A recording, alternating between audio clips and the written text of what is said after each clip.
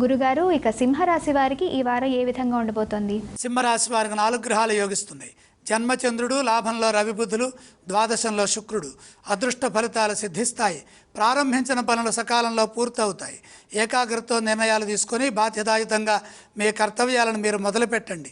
మనోబలం ముందుకు నడిపిస్తుంది. వృత్తి, ఉద్యోగ, వ్యాపారాల అనుకూల ఫలితాలు గోచరిస్తున్నాయి.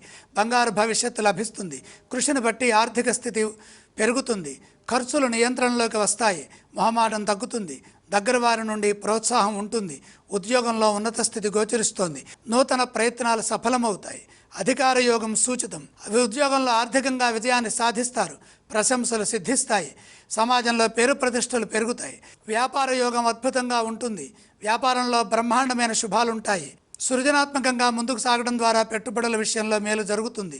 కర్తవ్య నిర్వహణలో అందరినీ తొందరగా నమ్మవద్దు. ఇంట్లో వారి సూచనలతో ముందుకు సాగితే నిర్ణయాలు సత్ఫలితాన్ని ఇస్తాయి. మీరు ఏ స్తోత్రాన్ని పఠించాలి? సింహరాశి వారు లక్ష్మీనామాన్ని స్మరించాలి. సింహరాశి వారు ఏ ఆలయాన్ని సందర్శించాలి? లక్ష్మీ దర్శనం మేలు చేస్తుంది. ఏవేవి దానం చేయాలి వీరు? దానాలు అవసరం లేదు.